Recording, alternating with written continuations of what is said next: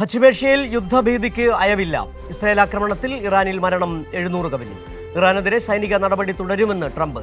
കനത്ത ആക്രമണം വരാനിരിക്കുന്നുവെന്നും ഇറാന് ട്രംപിന്റെ മുന്നറിയിപ്പ്. സ്കൂളുകൾക്കും ആശുപത്രികൾക്കും നേരെയുള്ള ആക്രമണങ്ങളിൽ ആശങ്ക രേഖപ്പെടുത്തി UN. വിവരങ്ങളുമായി ഇപ്പോൾ ഗൾഫിൽ നിന്ന് ജമാലുദ്ദീൻ ചേരുന്നുണ്ട്. ജമാൽ, ഏതായാലും ഈ ഗൾഫ് മേഖലയിലെ US സൈനിക താവളങ്ങളിലേക്ക് ഇറാൻ ഇപ്പോഴും ആക്രമണം നടത്തുന്നതാണ് മനസ്സിലാക്കാൻ കഴിയുന്നത്. പക്ഷേ ഇതിലേറ്റവും ആശങ്കയുണർത്തുന്ന കാര്യം സൈനിക നടപടി തുടരുക തന്നെയാണെന്നാണ് ട്രംപ് ഭീഷണിപ്പെടുത്തിയിരിക്കുന്നത്.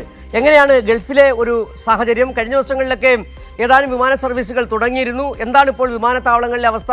മറ്റ് ഗൾഫ് രാജ്യങ്ങളിലെ GCC രാജ്യങ്ങളിലെ ഒരു സാഹചര്യം എങ്ങനെയാണ്?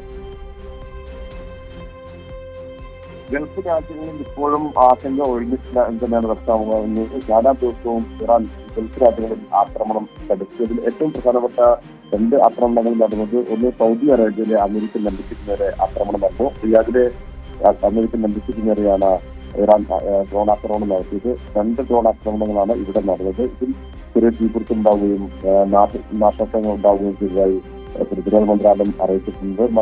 മറ്റൊന്ന്, ബഹ്റൈനിലെ അമേരിക്കൻ സൈനിക താവളത്തിന് നേരെയാണ് ഈ ആക്രമണം ഉണ്ടായത്. ഷെയ്ഖ് ഇൻഷാമേഷയിലെ സൈനിക താവളത്തിന് നേരെ ഈ അമേരിക്കയുടെ സൈനിക താവളത്തിന് നേരെ ആക്രമണം ഉണ്ടായി. ഇത്തരത്തിൽ 2 ആക്രമണങ്ങൾ നേരിട്ട് അമേരിക്കയ്ക്കെതിരെ അല്ലെങ്കിൽ അമേരിക്കയുടെ കേന്ദ്രങ്ങൾക്കെതിരെ ഇറാൻ നടത്തുകയുണ്ടായി. അതേസമയം തന്നെ മറ്റു ചില സ്ഥലങ്ങളിലും അത് ഖത്തർ അതുപോലെ UAE ഭാഗങ്ങളിലും ചെറിയ ഡ്രോൺ ആക്രമണങ്ങൾ ഉണ്ടായിട്ടുണ്ട്. കുവൈത്തിലെ US ബേസിന് നേരെ ആക്രമണം ഉണ്ടായതായും റിപ്പോർട്ടുകളുണ്ട്. അഫ്ഗാൻ ബേസിലാണ് ആക്രമണം നടത്തിയതാണ് ഇറാൻ റവല്യൂഷണറി ഗാർഡിന്റെ അവകാശവാദം.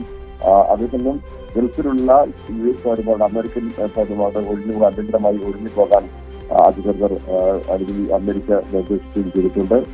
മറ്റു ചില സ്ഥലങ്ങളും ബഹ്റൈനിലും അതുപോലെ ഖത്തറിലും മറ്റു ഇടയ്ക്കിടെ സ്ഫോടന ശബ്ദം കേൾക്കുന്നതായി ജനങ്ങൾ പറയുന്നു. ഇവിടെ ചില സ്ഥലങ്ങളിൽ ഡ്രോൺ ആക്രമണങ്ങൾ നടക്കുന്നുണ്ട്. ശരി ജമാൽ, ഏതായാലും അതുമായി ബന്ധപ്പെട്ട ഗൾഫിലെ അവസ്ഥകളെ കുറിച്ചുള്ള കൂടുതൽ വിവരങ്ങൾ അറിയേണ്ടതുണ്ട്. ഇപ്പോഴും ഗൾഫ് ലോകം, പ്രത്യേകിച്ച് പ്രവാസി മലയാളികളടക്കം വലിയ ആശങ്കയിൽ തന്നെയാണ്. വിവരങ്ങളാണ് ജമാൽ പങ്കുവച്ചത്.